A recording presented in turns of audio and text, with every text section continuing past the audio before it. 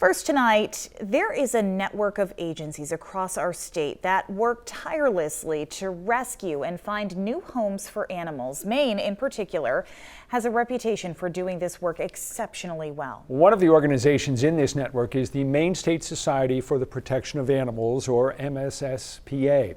Its work focuses on horses, some from owners who can no longer care for them, others seized by the state because of abuse and neglect. This past summer, a herd of 20 horses was seized by the state from a farm in Springvale.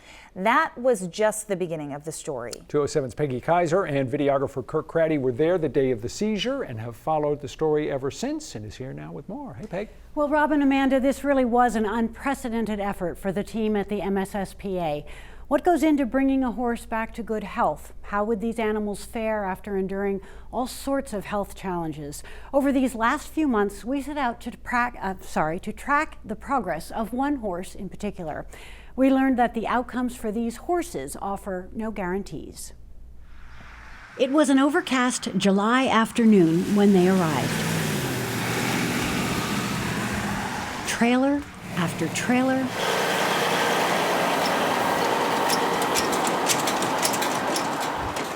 after trailer.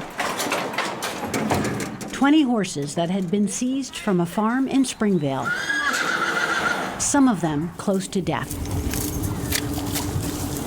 I think I want to put her in the back. The staff and volunteers at the Maine State Society for Protection of Animals, or MSSPA, do this work day in and day out, receiving animals that have been surrendered or severely abused and neglected. But this seizure was unique. I've been here about 15 years. Generally, horses come in 1, 2, 3 at a time, and we know something about them because there's a bit of a run-up to the actual seizure that the state might be communicating with us. The scope of this particular enterprise is really historic for the MSSPA. It is the largest by number seizure that we've experienced, I believe, in the 149 years that the organization has been in existence. The horses that make it to this farm are the lucky ones. The staff and volunteers here work year-round to assess horses that come to them and address their various physical, medical, and emotional needs. They were as ready as they could be to receive this herd, soon to be known as the Neglected 20. Methodically and calmly, the team led each horse off the trailers and into the fresh, green pastures. Some of the horses were wild Mustangs, having had little or no human contact. All of the horses would be quarantined until they could be vaccinated and assessed. First glance at the animals revealed protruding ribs, coats in poor condition, feet that had been badly neglected. But the MSSPA team all waited for the last horse to arrive. Word had come from Springvale. Horse 14, or H14 as he was labeled during the seizure, was so frail, so fragile, that he had to be trailered alone. The condition that he was in, if we put him with another horse that was in better condition and got excited on the trailer, because he was so emaciated and weak, if he slipped in the trailer while moving, the other horse could have done more damage as far as injuries. The trailer door swings open, and H14 tentatively steps out onto solid ground to his new home.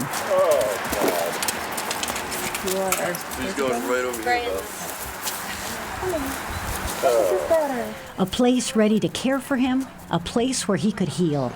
Few of the folks gathered had seen a horse this emaciated. He just didn't have food. He just wasn't fed proper nutrition or any nutrition. And because of his age and the condition he's in, he was low man on the totem pole, so to speak. So the other animals in better condition would push him off the feed, and he was too weak to really do anything about it. He's believed to be about 27 years old. His weight on this day was about 700 pounds, roughly 200 pounds under where it should have been. So I've been here 7 years and almost a month now. And over those 7 years, that is probably the second one that's in that condition that I've seen come in here. There have been other horses that have come in emaciated, just not to that extent. H14 in such fragile health has a long and uncertain road to recovery ahead of him. But the care for all of these horses begins immediately. Medications to treat lice and worms, a gradual refeeding program so they can begin to put on weight, attention to their teeth so they can chew properly. Horses' hooves can tell you a great deal about how they're faring. The hooves house many delicate bones that can easily be injured, and the bottom of the hoof must be kept clean, dry, and trimmed. 2 weeks after the seizure, farrier John Deans arrives to work on some of the herd, including H14. Well, this horse has been like this for a long time, so I'm just going to give it kind of a maintenance trim, not get real crazy and try to get it back to perfect. That'll come in time. That'll come in time. John finds that his feet are not diseased, a pleasant surprise, as is H14's ability to balance enough to allow John to work on his feet. H14 is covered with flies. Normally a horse would shake his head or stamp his feet to shoo them away. H14 simply stands. H14 nuzzles the camera ever so gently while John attends to his feet. A glimmer of curiosity, and we leave on this day with a glimmer of hope. Now, as much as we were all rooting for H14, sadly, he did not make it. It is a reminder of the heartbreak of this type of work. A few weeks after that visit, he colicked, which is a painful stomach condition that most horses can overcome. But H14 was unable to even stand on his own. It was just too much for this fragile old guy, and he had to be put down. He was simply not strong enough to battle back. Such important work, obviously, that they are doing over there, and you guys have followed along on this journey for quite a few months. We have. We stayed right with them, and we will continue the story when we come back. The work continues, and we go back to the farm to check in on the progress of the rest of the herd. Welcome back to 207. We are picking up where we left off here. In Peggy's story, at this point, it is mid-October and the herd is out of quarantine. That's right, Rob and Amanda. Some of the horses respond almost immediately to their new home, begin to put on weight, and do not have underlying health concerns. Others begin to show more complicated problems and will have a longer road to recovery. We are literally to the day 3 months in of the neglected 20 arriving here. Yep. Give me a little bit of an overview. I know not all the horses have made it, and I know a few have already been adopted out. So tell me a little bit about what's happened in these 3 months. They've all been doing very well as far as handling. We've had, unfortunately, 3 that we had to euthanize due to illness and neglect prior to coming to us. We've adopted 3 out also, which is a very good thing. That brings the herd to 14. Among the original herd were 4 Mustangs, horses that had had little or no human contact. One mare in the group had a filly by her side. Their recovery has also involved gradual exposure to people. The rest that we have here, like this little girl here, so she's the youngest of the 20 that came in. She's still with her mother, which is right next to her. So she's still nursing, but she's moved on to eating hay. She actually is on a grain feed right now, twice a day, along with the rest of these guys. When they first came into us, we couldn't manage them or handle them at all.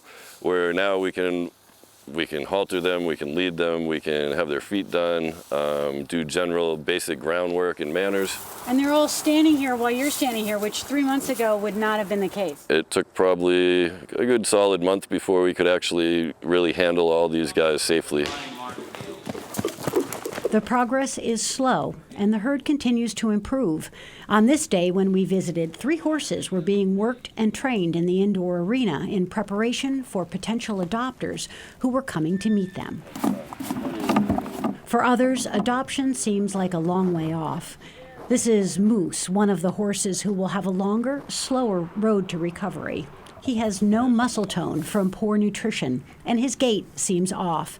It will take time to determine if there is something other than nutrition causing his halting steps.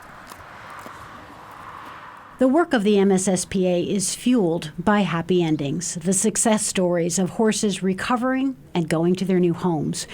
When H3, or Loretta as she is now known, arrived at the farm, she was a bit underweight. Her feet needed attention, as did her coat. But Loretta responded to her care and soon was ready for the next chapter. Hi, Hi, baby girl. You come say hi to me, too. She loves you. And that is precisely what Loretta has found at the Berkshire Farm in Wayne. Amy Rowe, who owns the farm, was looking for a big horse for her husband to ride. I want to give horses a second chance at life, at work, at everything. For Amy and her daughters Isabella and Sophia, it didn't take long to fall madly in love with Loretta. When you look into their eyes and they just kind of connect with you and they just kind of, you know, I was like, I'm done for. Like, this is it. This is the one.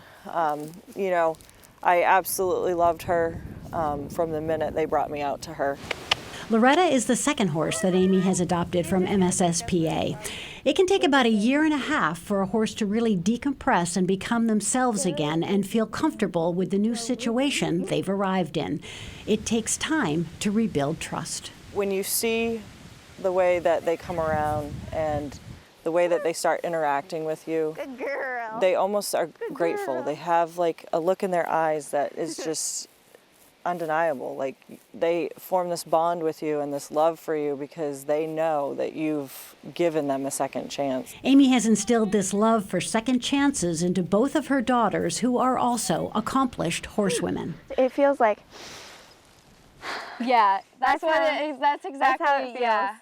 It feels like both you and the animal are just taking you a both breath. like take a You're big like, breath together. This is home. Loretta stands nearly 6 feet tall at the base of her neck, but there is nothing intimidating about her. She reminds me so much of like that sweet grandma that you love. Oh my God, yes. Because her name, it's like, you would think of a grandma. She's older and she's just this big, like, quiet love. Like, I just want to go in there and I want to squish her face because her head is so big. You just like want to squeeze her really tight and she'll just squeeze you back because she's so sweet.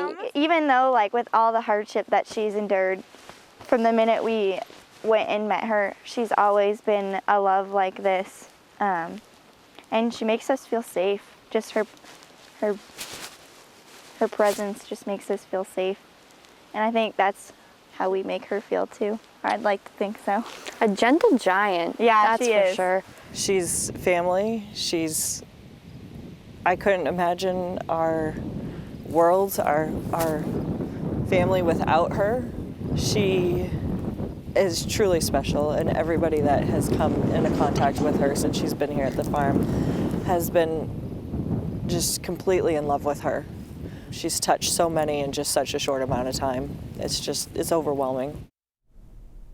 Now, as of today, the herd remains at 14 horses. 3 of the neglected 20, including Sweet Loretta, have been adopted out to new homes. If you would like to learn more about these horses and follow along with their progress or about the work of the MSSPA, we will include a link to their website in the 207 section of our website and app. Those are the stories that keep everybody going. Absolutely, the happy endings, and we learned firsthand that not all the endings are happy. But Right. boy, Loretta sure she got a good deal. And that operation has been around for a century now. At least, something well, I like think that? More closer than to that? 150 years. Yeah. What Maris was commenting on at the beginning, that this was the biggest rescue she could recall, she thought, in the history of the 150 years of the operation. So it was a big deal, so much work, and they just are devoted. Thank you, Peg. Welcome.